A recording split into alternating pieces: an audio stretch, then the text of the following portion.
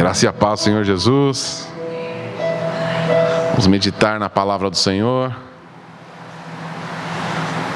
Continuando nossas exposições em Miqueias. Miqueias capítulo 5. Vamos ler dos versos 7 ao 15. Então vamos ler a palavra do Senhor. O remanescente de Jacó estará entre muitos povos, como orvalho da parte do Senhor, como chuvisco sobre a relva, que não espera pelo homem nem aguarda filhos de homens. O remanescente de Jacó também estará entre as nações, no meio de muitos povos, como um leão entre os animais do bosque, como um leão forte entre os rebanhos de ovelhas, o qual as pisará e despedaçará quando passar, sem que ninguém as livre. A tua mão será exaltada sobre teus adversários, e todos os teus inimigos serão exterminados. Naquele dia, diz o Senhor, exterminarei do meio de ti os teus cavalos e destruirei os teus carros. Destruirei as cidades da tua terra e derrubarei todas as tuas fortalezas. Tirarei as feitiçarias da tua mão e não terás adivinhadores. Arrancarei os teus ídolos e as tuas colunas do meio de ti e não adorarás mais a obra das tuas mãos. Arrancarei os teus postes sagrados do meio de ti e destruirei as tuas cidades. Com ira e com furor me vingarei das nações que não obedeceram. Vamos orar. Senhor nosso Pai querido, nós vamos meditar na Tua palavra e pedimos que o Teu Santo Espírito ilumine a nossa mente, o nosso coração. Fala com a gente nessa manhã, Pai. Nós oramos no nome santo de Jesus. Amém. Muito bem, eu queria que a gente imaginasse dois cenários diferentes aqui. Primeiro, madrugada, então pensa numa madrugada, não tem vento, aquela calmaria, não tem nada. Durante a noite, enquanto está todo mundo dormindo, aí surge aquele orvalho na grama, vocês já viram, né? Aquele orvalho que você acorda de manhã, está tudo molhadinho, né? Ninguém vê chegar, ninguém controla, né? Ninguém comanda. Aí quando o sol nasce, o orvalho lá mantém viva a vegetação, faz florescer, né? E uma segunda cena, agora, pleno dia, no meio do campo, um leão atravessa o meio do campo. Já deve ter, não sei se alguém já viu, a gente viu no zoológico, mas não tem graça, né? Mas você já deve ter visto na televisão e documentários, né? O leão andando, né, no meio do campo. E como que ele anda? Todo imponente, né? Com a juba para todo mundo ver, né? Eu sou o rei daqui. Né? Todo imponente, poderoso, ninguém mexe com ele, não vê nenhum outro bichinho lá, esse leão aí eu vou lá. Vou encarar ele. Não, todo mundo foge do leão. Então eu quero que você pense nessas duas cenas e aí pensa, qual que representa a igreja? O que vocês acham? Leão? O orvalho? A questão é que Miqueias, ele fala pra gente, a igreja são as duas coisas. A igreja é o orvalho e a igreja também é o leão. Às vezes ela é orvalho, às vezes ela é leão, tá? E essa é a igreja da era do Messias. Então a gente tem que pensar, se a gente pegar o começo do capítulo 5, aqui que Miqueias vem dizendo, sobre o que Miqueias está falando? Da vinda do Redentor, de Jesus. Ele fala que vai nascer em Belém, na cidade de Davi. Então a gente viu isso daí certinho, legal. Nós estamos vivendo posterior a tudo isso. Jesus veio, o Redentor veio, o Salvador veio, o Deus encarnado habitou entre nós e nós vimos a sua glória. E aí? E aí vem uma pergunta que Miqueias faz. E agora? Depois que o Messias veio, o que acontece depois disso? Como é que fica agora o povo de Deus depois da manifestação do Messias? Porque existe uma apreensão aqui, o Messias virá. E aí Miqueias vai vir, e eu já vou te contar o que vai acontecer depois que ele vier.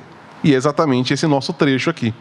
Então, esse trecho que a gente leu do verso 7 ao 15, é exatamente falando depois da vinda do Messias, o que vai acontecer com o povo de Deus. Que a gente tem que pensar nesse cenário, o povo totalmente perdido, agora em meio, sendo levado para o cativeiro, que é o que a profecia diz aqui, e a gente sabe o que aconteceu, mas aí Miqueias ele já fala, mas fica tranquilo, porque o Messias virá, vai resgatar o seu povo. E aí, o que vai acontecer com o povo é o que ele vai explicar agora. Tá? Então, essa é a igreja da ressurreição e esse é o título dessa mensagem. A igreja da ressurreição. Tá? Então, a primeira coisa que a gente vê aqui, no verso 7, é que ele começa falando que o remanescente de Jacó estará entre muitos povos como orvalho da parte do Senhor. Então, a igreja do Senhor é o orvalho nesse mundo. E a gente tem que pensar, o que é o orvalho? O que o orvalho faz? Para que ele serve? Para que serve o orvalho? Para manter a vegetação viva. Durante a noite, ninguém está lá regando, ninguém está fazendo nada, mas o orvalho está lá. Você vê ele chegando? Não. Ninguém vê o orvalho chegando. Ó, o orvalho ali. Não. Já aconteceu. Ele é silencioso. Ele é calmo. Ele permeia. E ninguém vê ele chegando. Mas ele está lá. Ele está quietinho, silencioso. Ninguém percebe ele. Mas ele está e está fazendo efeito. Ele não é uma presença inútil. O orvalho não chega lá e não acontece nada. Quando o orvalho chega, a vegetação sente. Toda a vegetação onde o orvalho toca tem alguma diferença. Vai surtir efeitos no frutificar da vegetação. Então, por isso que Miqueias vai trazer aqui a igreja como orvalho, né? Uma coisa que é importante de entender: o povo de Deus não está fora desse mundo, como o orvalho não está fora do planeta. Onde ele está? No planeta Terra, no meio da vegetação. O orvalho está ali. A igreja, ela está presente no mundo. Nós não fomos chamados para o isolamento. Nós somos chamados para estarmos presentes no mundo como orvalho, né? No meio deles, a igreja foi chamada para uma presença redentora no meio de um povo perdido.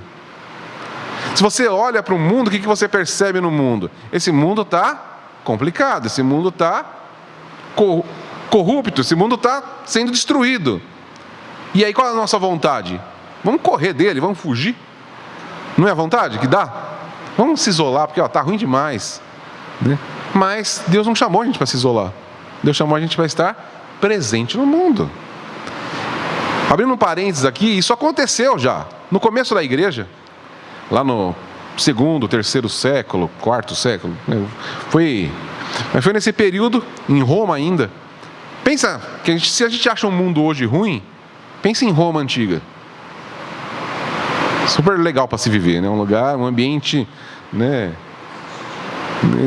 totalmente tranquilo, sem violência, sem não, era sem corrupção, né? Imagina. Roma é o símbolo do caos, né? E aí a igreja começa a crescer em Roma. E aí esse sentimento de isso aqui está muito ruim, vamos fugir daqui, começa a crescer no meio da igreja. E aí que surgem os monastérios.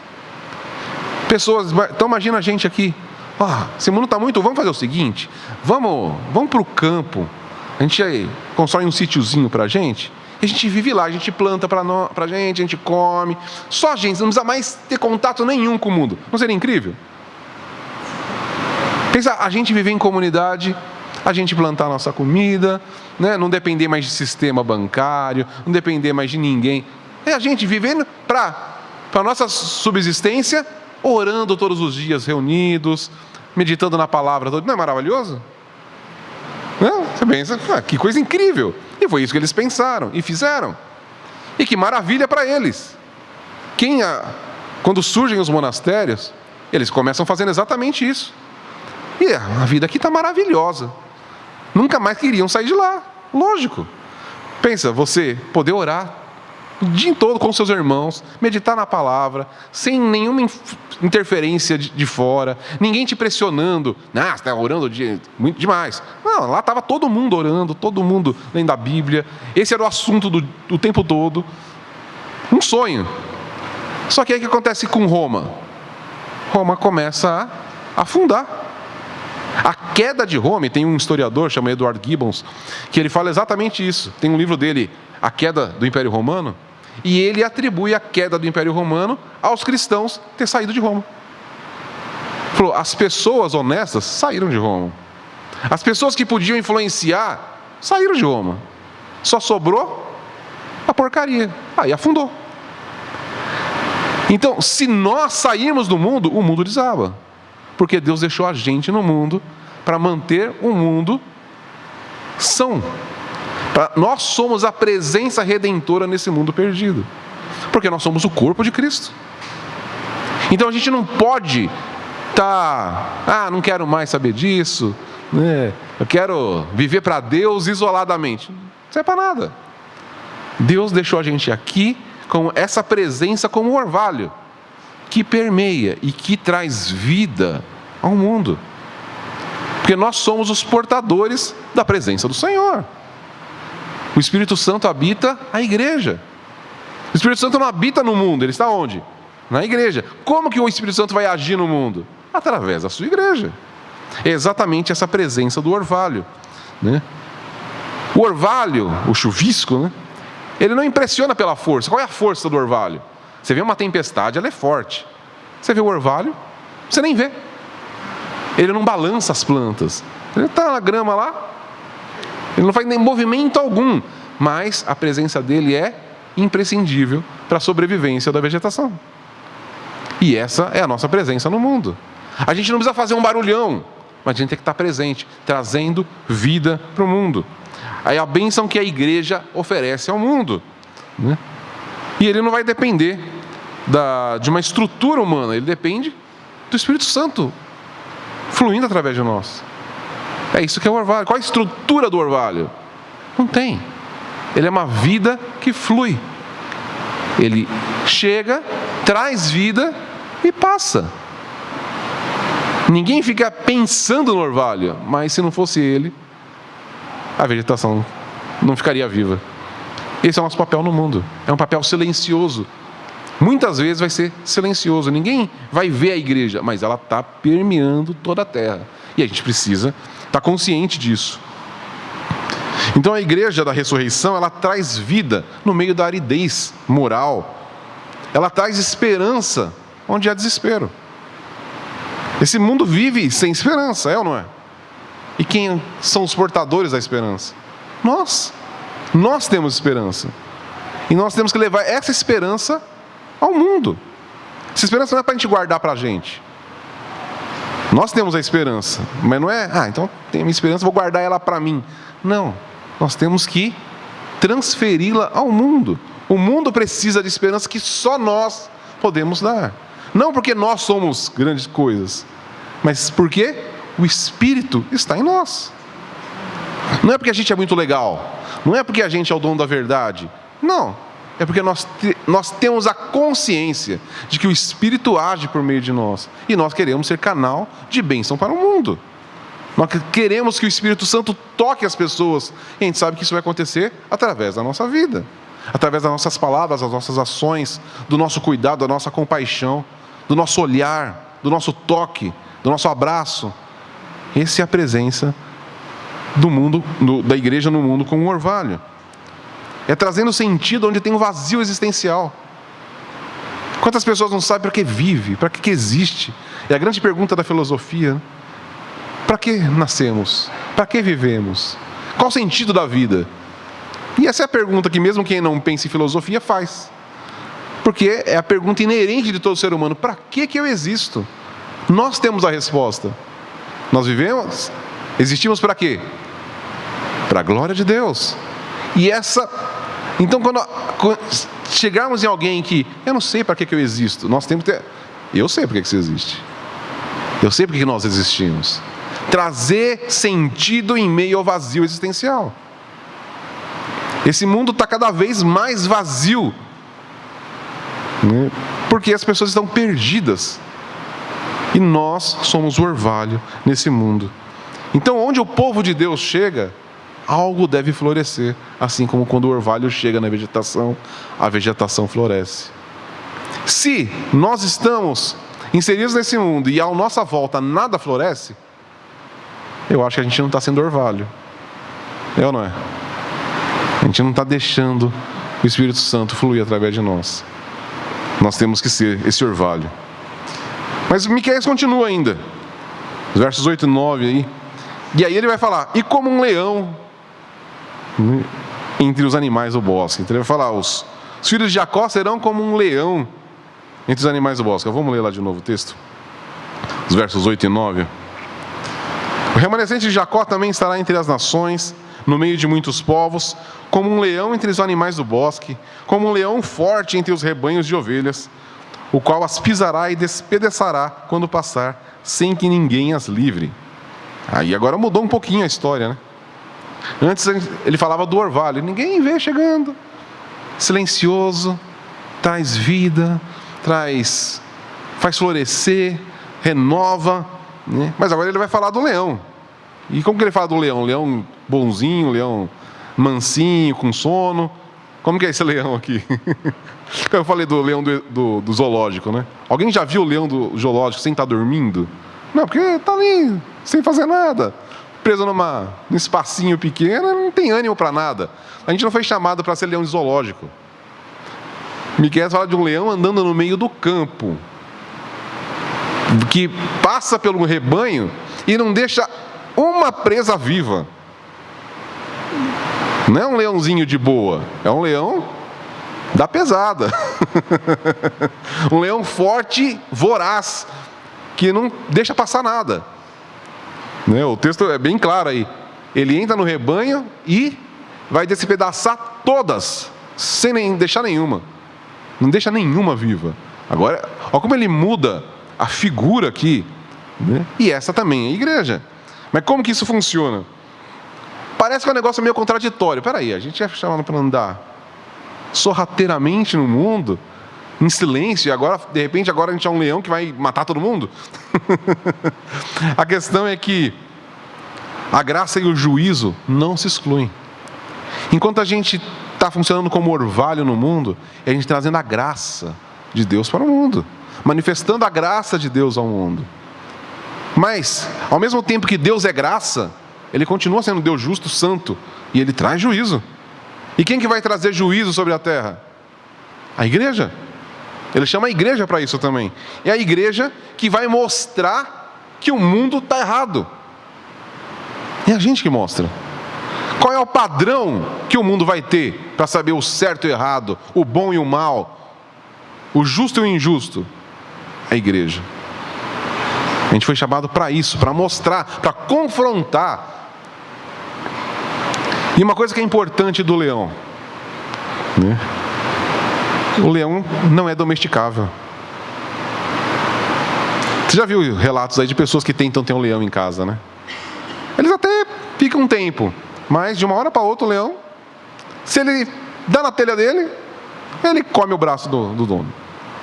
Porque é um leão. E sempre vai ser um leão. Então, uma das características do leão é que ele não é domesticável. E a igreja não é domesticável. Isso é importante a gente entender.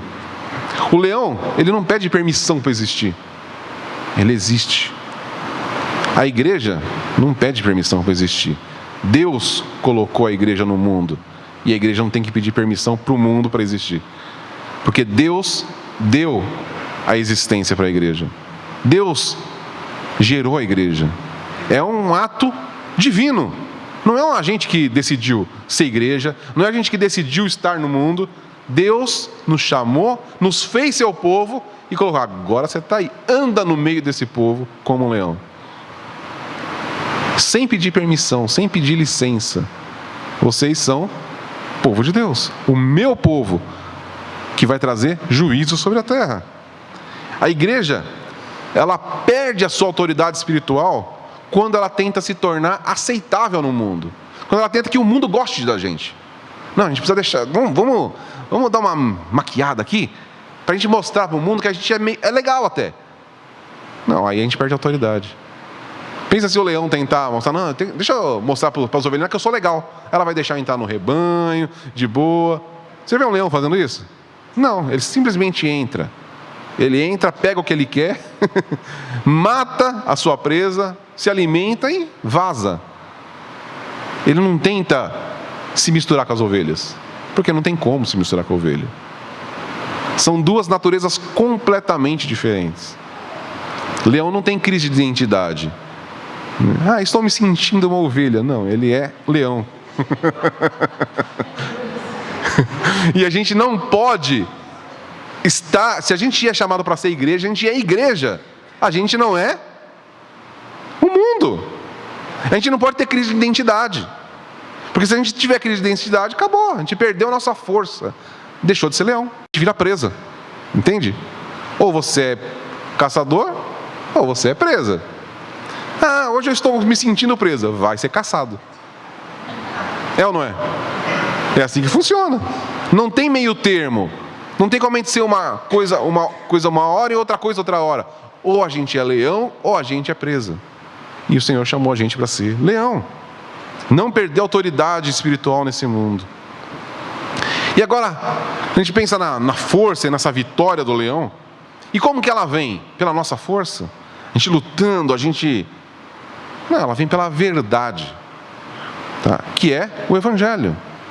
A gente é chamado para rugir como um leão, não é julgando as pessoas, não é apontando o dedo, é pregando o Evangelho. Que é uma mensagem mais poderosa e barulhenta que o Evangelho? Não existe. Você pode falar o que for, mas você fala do Evangelho, ele tem uma força superior a qualquer outro argumento que você tenta levantar. Se você entrar numa discussão com qualquer pessoa aí, sobre qualquer assunto moral, o que seja, e você tentar discutir com seus argumentos filosóficos, sociais e culturais, a discussão não vai parar. Você já entrou em discussões assim com pessoas? Ele tem o ponto de vista dele, você tem o seu e fica lá. Agora, experimenta falar o Evangelho. Não tem argumento. Acabou. Porque quem tem alguma coisa para falar contra o Evangelho? Não tem como. As pessoas podem... Se você falar, não, porque a igreja é assim. Não, a igreja é legal. Aí eles vão começar a levar... Não, mas eu conheço um monte de pastor que é pilantra. Não, mas você tem que entender. Qual que é o nosso papel? Ficar defendendo a igreja? Não, nosso papel é pregar o Evangelho, porque ele é muito barulhento. Começa alguém falando, porque... Não, peraí, deixa eu te falar uma coisa, deixa eu te explicar uma coisa. Jesus Cristo, o Deus eterno, encarnou, habitou entre nós, morreu e ressuscitou ao terceiro dia para a nossa justificação. O que alguém vai falar? Não, mas espera aí, acabou o argumento. Não tem mais argumento, porque não tem nada que chegue nesse nível do Evangelho. E por isso que Paulo fala que o Evangelho é o poder de Deus para transformar. E é o que nos chamou para ser igreja? O Evangelho.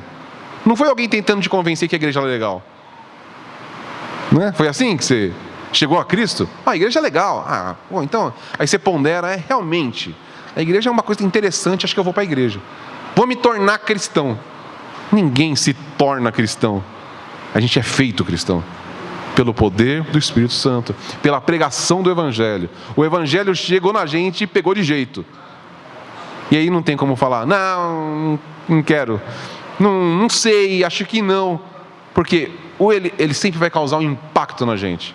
Eu li uma vez, o Matt Chandler falou isso, um escritor bem interessante. É um livro que eu indico até para vocês, chama O Evangelho Explícito, muito legal. E ele fala que a mensagem do Evangelho, de Jesus, quando a gente prega o Evangelho, é como se Jesus deitasse no meio do caminho da pessoa. Ele falou que quando Jesus deita no meio do caminho, você tem duas opções. Ou você se agacha, ou você passa por cima. E quem passa por cima de Jesus, a vida nunca mais é a mesma. Ele falou, o contato de qualquer pessoa com o Evangelho é transformador. Para aquele que crê e para aquele que não crê. Para aquele que crê, é a boa nova, é a esperança, é vida. Para aquele que não crê, é juízo. Aquele que ouve o Evangelho e rejeita o Evangelho, a vida dele nunca mais fica boa. Porque o Evangelho é poderoso. E por isso que nós somos chamados para sermos leão nesse mundo. Rugindo o Evangelho. Não falando palavras de condenação, né? Como que a gente levanta juízo nessa terra? pregando o Evangelho, porque o Evangelho de Cristo, ele é poderoso para transformar as pessoas. Por isso que eu já falei isso tantas vezes, a gente não vai ficar brigando politicamente, levantar pautas políticas, isso não resolve. O que resolve para a igreja é pregar o Evangelho, e isso é transformador. Levanta o Evangelho e qualquer argumento político, social, filosófico cai por terra. Então o Evangelho, ele salva aqueles que creem e julga aqueles que o rejeitam. Então a igreja não foi chamada para recuar diante da hostilidade, muito pelo contrário, para avançar. Nós não podemos negociar a nossa mensagem. Não podemos falar, se alguém falar para a gente, mas essa mensagem é muito pesada. Lembra que falaram para Jesus? Essa mensagem aí é muito pesada, a pessoa vai embora. O que Jesus fala para os discípulos? Quer ir também? Se quiser, pode ir. A mensagem não vai mudar. Jesus nunca amansou. Porque alguém, não sei, acho meio pesado isso. Vai embora então. Pensa se Pedro tivesse falado, vou mesmo. Acabou Pedro. Ele nunca mais ia ter sossego na vida. Mas aí ele falou, não, para quem iremos nós, se só tu tens as palavras da vida eterna. E aí quando a gente pensa nisso, Jesus disse que as portas do inferno não resistiriam à igreja. E quando a gente pensa nisso, já foi falado tantas vezes, como que é? É o inferno invadindo a igreja ou é a igreja invadindo o inferno? Quem que não resiste? O inferno. Não é a igreja lá se defendendo, o inferno não vai entrar aqui não. Jesus disse, não, é o contrário. É a igreja avançando no mundo. E o inferno, as portas não aguentam não. Vai cair, porque é o leão. Tem cerquinha de aprisco de ovelha que segura o leão? Não, exatamente nossa figura aqui de Miqueias. Não tem cerquinha que vai prender um leão. Aquela cerquinha de ovelha, a ovelha não passa, mas o leão está nem aí com aquela cerquinha. Passa por cima, ele é muito maior, né? O leão é gigante, é ou não é? A gente pode parecer que ele é um negocinho desse tamanho, não. A gente vê na televisão, lá nos documentários, ele é maior que uma pessoa. Aquele cabeção enorme, né? Por quê? Porque ele tem que ser imponente. E essa é a igreja. A igreja do Senhor, ela é grande. Ela é silenciosa como o orvalho. E ela é forte e grande como o leão. Por isso que a igreja está espalhada no mundo todo. Deus espalhou a sua igreja por todos os cantos do mundo. E essa igreja tem que ser forte, poderosa, mas ao mesmo tempo silenciosa, sorrateira, para propagar a graça e o juízo do Senhor. Amém? Mas aí continua, os versos 10 ao 14 aqui, ele vai falar agora, esse é o nosso papel no mundo, como apresenta, esse é o nosso papel no mundo, mas como que a gente vai ficar entre nós? E aí é os versos 10 ao 14, naquele dia do Senhor, exterminarei do meio de ti, ele começa assim, e aí a gente vai falar de 4 purificações aqui, que o Senhor faz com a sua igreja. Primeira coisa que ele fala no verso 10, os cavalos e os carros, né? Arrancarei do meio de vocês os cavalos e os carros. O que significa isso? Quando a gente pensa, somente aqui no Antigo Testamento, num reino, num país, né? Numa nação, carros e cavalos era a sua força militar. Era aquilo que eles tinham de poder, né? Era o poder bélico. Hoje, se a gente pensar, não é mais carro e cavalo, é míssil, míssil nuclear. Então, se a gente quiser atualizar isso aqui, né? Arrancarei do meio de vocês os mísseis, os tanques de guerra, os aviões, os porta-aviões e todo o seu arsenal bélico. E o que é isso para a igreja? Então, mas Deus está falando que vai tirar o nosso poder? Não. O que é, quando a gente pensa, principalmente pensando em povo de Israel, o povo de Israel foi sempre chamado a confiar no Senhor. Como que Israel ganhou as suas maiores batalhas, narradas aqui nos livros históricos da Bíblia? Pelo poder do Senhor, né? Como que Josafá ganhou a guerra lá? Foi com o grande exército dele, poderoso, uns carros e cavalos. Quando ele chegou lá, o Senhor já tinha vencido a batalha. E tantos outros relatos, né? Como que o povo de Israel conquistou Jericó? Eles tinham muito material bélico, né? Saíram do Egito, andaram 40 anos no deserto, fazendo armas. Não. E eles chegam lá e conquistam Jericó pelo poder do Senhor. Então a igreja ela é chamada para vencer no mundo pelo poder de Deus, pelo Espírito Santo. Só que o que a gente vê? Se construindo na própria força. A igreja tentando crescer e ser forte no mundo pelas suas próprias forças.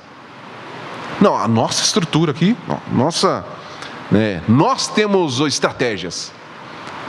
Nós temos estratégias de crescimento de igreja, né? Existem livros, seminários, né, cursos de crescimento de igreja. Só que quem faz crescer a igreja? Deus. É Deus quem dá o crescimento. A palavra de Deus é tão clara. Mas se a gente começa a falar, não, a gente precisa fazer uma estratégia aqui. Se a gente fizer isso daqui, vai dar certo. Como assim? A gente é dono agora do futuro?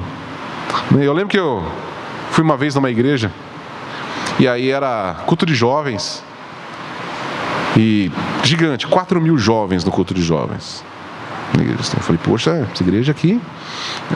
Aí o pastor de jovens foi anunciar o acampamento. Teremos mês que vem, sei lá, o acampamento dos jovens. E é o seguinte, faz a sua inscrição e aproveita e faz inscrição para um amigo seu que não é cristão, né? Porque nós garantimos 100% de conversão. Eu falei, uau!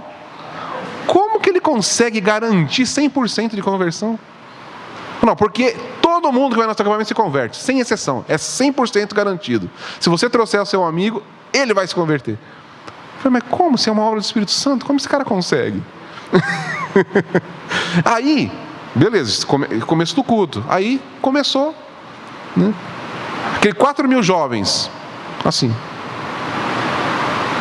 não cantava. Pregação, metade saiu para ir no banheiro, outro para beber água, né? Bíblia, nenhum tinha. Aí eu falei, tá, isso é conversão? Isso é força humana. Conseguiram fazer os caras ir para a igreja? Se converteram? Não. Porque sempre que a gente tenta usar as nossas estratégias, elas são humanas. E não há conversão. A conversão é uma obra do Espírito Santo. Então, Deus falou, vou derrubar mesmo. Vou tirar os seus carros, vou tirar os seus cavalos. Porque é no meu poder que a coisa vai acontecer. Vocês vão andar como um leão, mas a juba é minha. Entendeu? É mais ou menos isso. Ele é o leão da tribo de Judá. E aí e continua no verso 11. Vai derrubar cidades e fortalezas. O que é isso? O orgulho institucional da igreja. Outra coisa que a gente vê aí, não, porque nós temos, né, uma estrutura, né, porque nós temos muitas filiais, não sei o quê, né, estrutura da igreja. O que é isso para Deus? Nada. Não é isso que muda o mundo. Não é isso que traz esperança para o mundo, né? Nós, por exemplo, nós temos esse nosso prédio aqui. Bom, ótimo, graças a Deus que Ele nos deu. Isso daqui é a nossa força? Não, é o Espírito Santo. Se o Espírito Santo sair daqui, isso aqui, a gente não consegue fazer nada com isso. Isso é um presente de Deus. Mas o maior presente é o Espírito Santo. E a igreja agora tem se firmado nas suas conquistas materiais, nos seus prédios, nos seus eventos, nos seus canais de televisão, rádio. Não, porque nós temos tudo isso. Mas se perder o Espírito Santo, não serve para nada. E o Senhor está falando, vou tirar mesmo de vocês, precisa aprender como é que funciona. Em quem está o poder? Vou tirar suas cidades e as suas fortalezas. Deus é a nossa fortaleza. Se a gente confiar nele, a gente vai cumprir o nosso papel aqui na terra. Se a gente confiar nas nossas estruturas, não vai dar em nada. Então, isso é uma coisa muito importante para a gente. Deus quer purificar a gente. E ele continua, no verso 12: arrancar as feitiçarias e adivinhações. Aí você pode falar, não, aqui está tranquilo, a gente aqui não tem nada disso. Mas o que isso simboliza? Quando que... E vamos pensar, principalmente nos reis de Israel. Nós temos vários episódios de reis de Israel que foram atrás de feiticeiros e adivinhos. Por que eles iam atrás dos feiticeiros, dos adivinhos, das necromantes, como foi Saul? Por que ele foi? Por que ele foi lá? Por que Saul foi lá atrás da necromante para tentar falar com Samuel? Porque o Senhor não falava mais com ele. Então, quando há o abandono da palavra do Senhor, a gente vai ter que ir atrás de outra coisa. Se a palavra de Deus não é pregada na igreja, vai ser pregado o quê? Autoajuda, né? Aí você tem essas igrejas que têm adivinhações e palavras humanas. E o Senhor quer que a nossa igreja seja purificada pela palavra. O abandono da palavra, né? Então, sempre que a pregação da palavra, a escritura é negligenciada, então a gente vai ter que correr atrás de atalhos espirituais. E existem vários. Pode ser um evangelho deturpado, né, que é mais palatável, é mais bonitinho, né, mais fácil, né, traz um conforto, né, momentâneo. Né.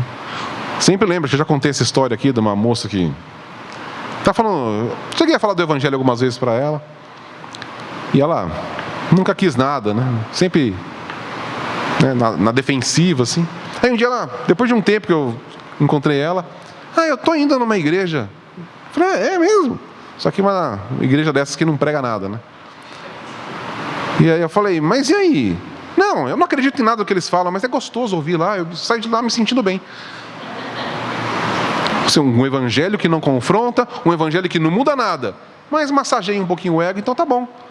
Isso é feitiçarias e adivinhações.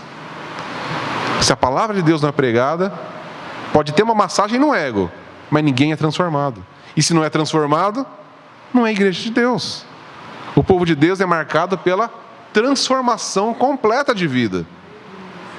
O Senhor nos transforma, porque Ele é o Deus que muda as coisas. Ele pega um povo, como Ele pegou lá. Quem era Abraão? Quem era Abraão? Ninguém. Lá saiu de Ur dos Caldeus, um babilônio, né, que você fala, da Babilônia, imagina. Deus pega um cara desse e fala, de você agora eu vou fazer uma grande nação. E Jesus é descendente de Abraão. E nós estamos aqui porque Deus chamou Abraão. Deus é o Deus que transforma.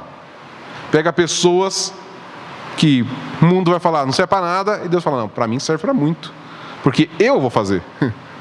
Deus não depende das nossas habilidades, não depende dos nossos talentos, porque é Ele que faz. Mas se a gente fugir da palavra, a gente vai ter que correr atrás de outra coisa. Porque, como até Calvino disse, o homem foi feito para cultuar, o homem foi feito para adorar, o homem tem o senso divinatus, ele sabe que existe uma realidade espiritual superior. Se a gente não vai para a palavra de Deus, a gente vai para outra coisa. O homem sempre vai adorar, sempre quer uma conexão espiritual de alguma maneira. Se a gente não ouve a palavra do Senhor, a gente vai buscar outras conexões espirituais, e aí é que a gente se dá mal. E é por isso que a igreja, no mundo de uma forma geral, está enfraquecida. Por quê? Porque deixou a palavra de lado e vai atrás de um monte de outras coisas. Mas Miqueias continua. Nosso quarto ponto aí da purificação. Vai tirar todos os ídolos e postes sagrados. Aí tem a ver com adoração mesmo, né? E aí é o culto sem santidade.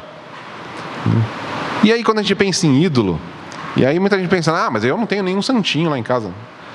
E vai muito mais além disso, né?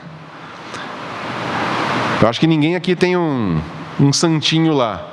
Mas quanto de nós não guardamos dentro do nosso coração certos ídolos, certas coisas que nós adoramos no lugar do Senhor? Tudo aquilo, Como eu falei já, nós somos chamados para a glória de Deus. Se nós vivemos não para a glória de Deus, então nós estamos vivendo para a glória de outra coisa. Logo, estamos adorando outro ídolo. Estamos adorando um Deus falso. E o Senhor falou: eu vou retirar do meio de vocês isso. Eu vou purificar vocês. Isso aqui é muito interessante, porque o Senhor não está falando para a gente tirar. O que Ele está falando? Eu vou tirar. Então, da igreja verdadeira do Senhor, é isso que a gente tem que entender. Nenhum desses pontos existe na igreja verdadeira. Se a gente olha para a igreja no mundo e fala: não, mas na igreja tem tudo isso. Opa, tem alguma coisa errada. Não é a igreja do Senhor. Porque o Senhor disse: vou tirar da minha igreja. Vou tirar isso do meio do meu povo.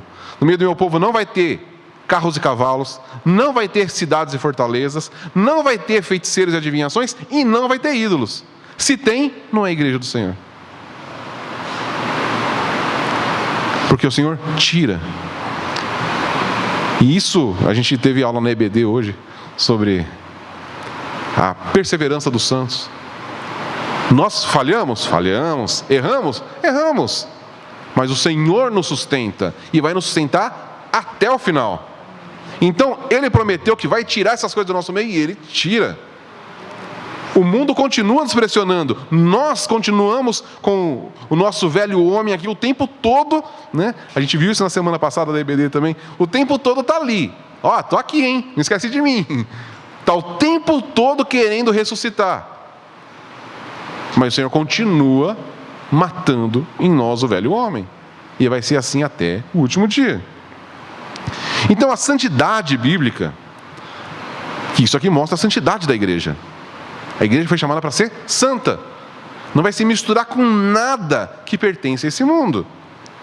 Então quando a gente fala dessa santidade bíblica, ela não é o isolamento que eu falei no começo. A igreja precisa ser santa, então vamos sair do mundo. Não, é santidade no meio do mundo. Mas a devoção é exclusiva a Deus. A gente vive para Deus no meio desse mundo corrupto. Essa é a igreja da ressurreição. E que exerce poder no mundo. Como? Sendo um templo adequado para a presença do Espírito Santo.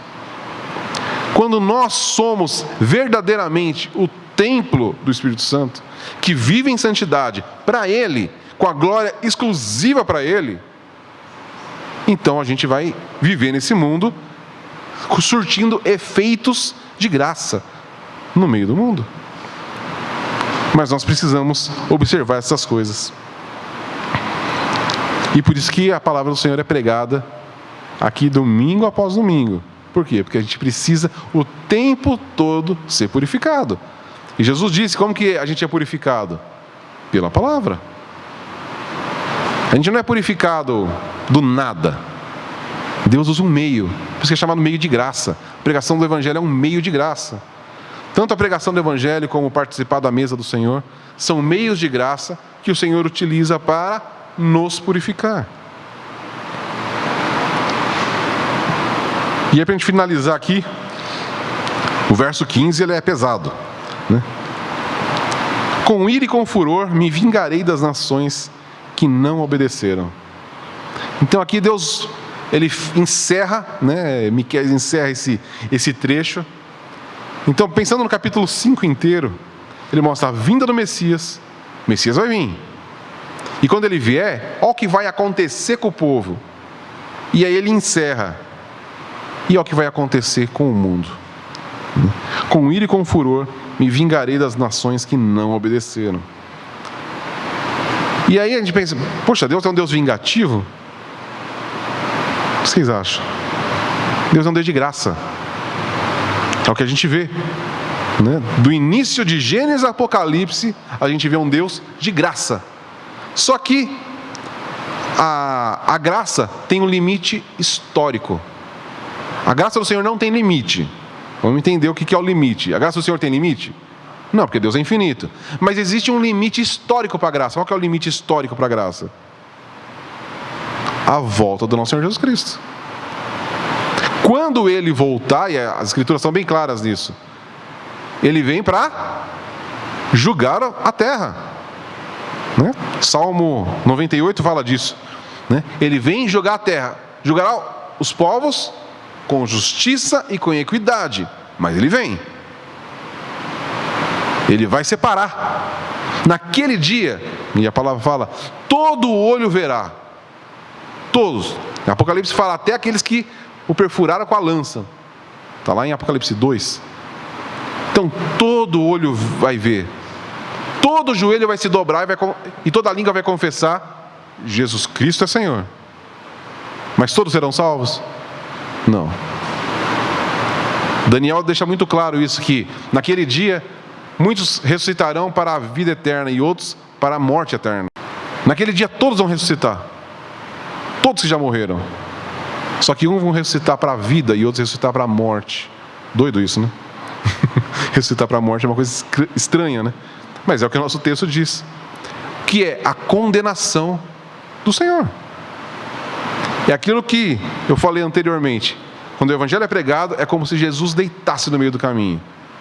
Passa por cima de Jesus para você ver o que acontece. O juízo é certo. Porque o Senhor vem e todos serão impactados pela vida do nosso Senhor. Aqueles que creem, para a vida eterna. Os que não creem, para o juízo eterno. Não tem meio termo. Não, mas veja bem. Naquele dia não vai ter veja bem. Todo olho vai ver. E aqueles que aguardavam ansiosamente a volta do Senhor, só vai sorrir. E aqueles que Ele é Deus mesmo. Agora já era. Agora não tem mais volta, né? Já está condenado. Jesus disse isso muito claro, né? Aquele que crê em mim será salvo. Quem não crê já está condenado. Então a gente entende, o nosso Deus é o Deus de graça, mas existe um limite histórico para a graça. E por isso que a nossa missão nesse mundo é pregar o evangelho, é transmitir, é propagar a graça, porque tem um limite. Quando o Senhor Jesus voltar, aí não adianta mais a gente pregar o evangelho. Acabou. Então, até aquele dia nós temos uma missão e nós temos que cumprir a nossa missão. Nós temos que ser a igreja que ruge nesse mundo, porque tem um limite histórico. A igreja, então, ela vai anunciar a salvação para aqueles que se arrependem, mas também é juízo para aqueles que rejeitam a verdade. Então, a nossa conclusão aqui é que Miqueias aponta, né, para uma dinâmica espiritual muito clara aqui,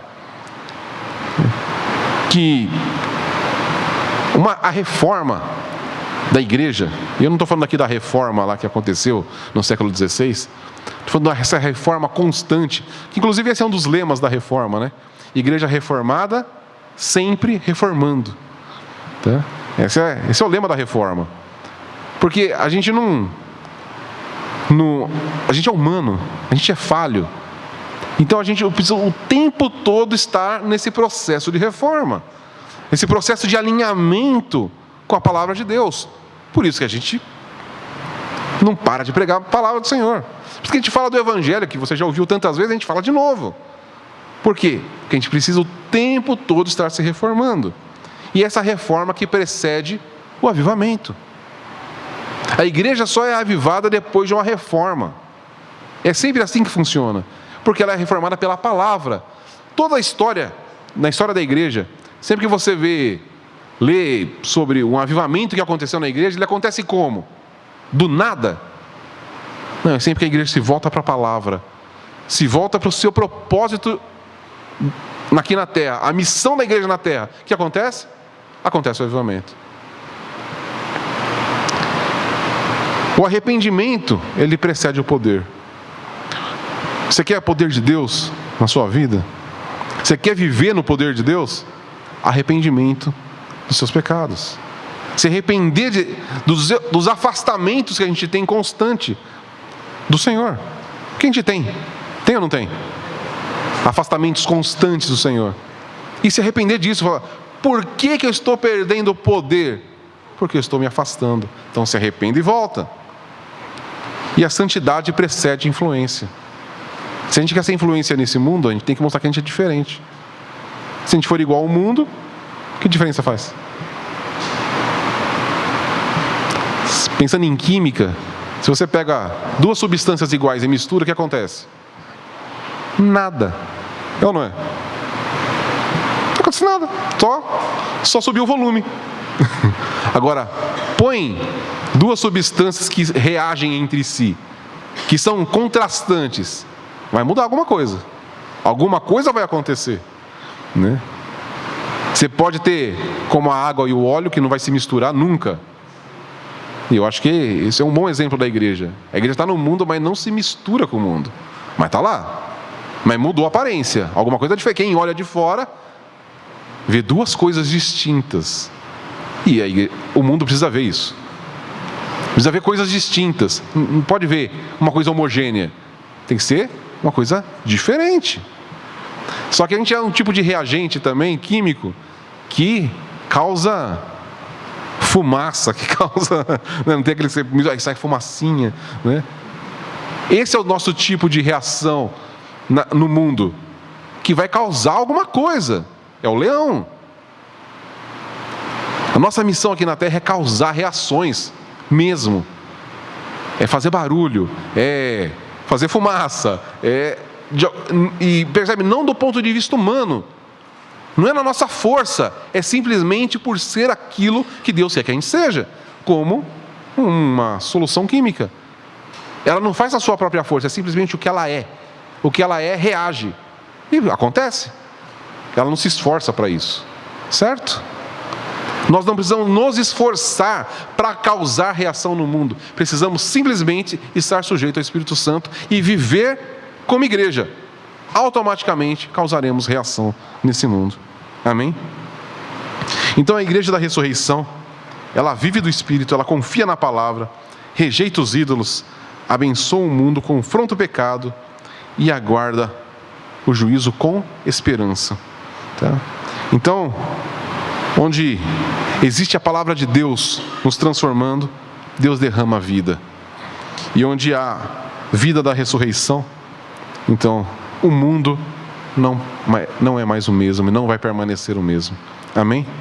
Essa é a mensagem de Miqueias para a gente nessa manhã. Nós somos chamados para ser a igreja da ressurreição. O povo que proclama a ressurreição de Jesus. Se a gente pensar na igreja de Atos, essa era a mensagem da igreja.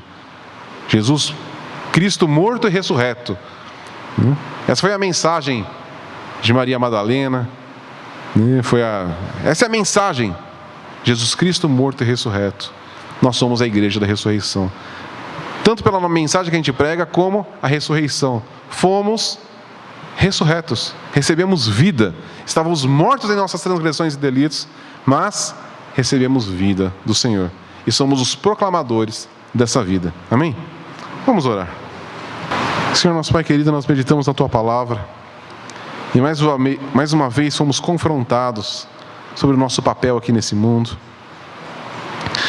Senhor, é um privilégio sermos chamados como Seu povo, como a Tua santa igreja. É um privilégio poder anunciar a Tua graça no mundo perdido.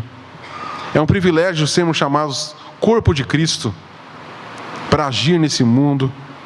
É um privilégio sermos chamados templo do Espírito Santo para a habitação do Deus eterno. Senhor, mas isso também nos traz uma grande responsabilidade, que nós precisamos ser condizentes com essa verdade. Senhor, e como a gente viu, não é na nossa força que a gente consegue isso, mas é pelo Teu próprio poder, o poder do Teu Santo Espírito. Senhor, então pedimos essa manhã que o Senhor, com a Tua maravilhosa graça, mais uma vez, toque os nossos corações, toque nossa mente, purifica a nossa vida, purifica a Tua igreja, Senhor. Tira de nós todo orgulho, tira de nós tudo aquilo, todas as nossas estratégias humanas, tira de nós os nossos ídolos, tira os nossos pecados, as nossas corrupções, para que a gente viva para o louvor da Tua glória, para que a gente viva em santidade, para causar impacto nesse mundo. Senhor, que a gente nunca diminua a pregação do Evangelho, que a gente nunca negocie o Evangelho, que a gente continue uma igreja forte, firme, vivendo para o louvor da Tua glória. Senhor, que a gente seja o orvalho nessa terra, trazendo vida, trazendo renovação, e que a gente seja o leão aqui nessa terra, rugindo o Teu Evangelho, proclamando o Teu Evangelho, trazendo graça e juízo sobre essa terra. Senhor, nós queremos cumprir com o nosso propósito, e nós dependemos do Teu Santo Espírito para isso. Haja através de nós. Nós queremos ser a diferença nessa terra. Nós queremos transformar o mundo pelo poder do Teu Santo Espírito. Nós dependemos de Ti e nós oramos no nome santo de Jesus. Amém.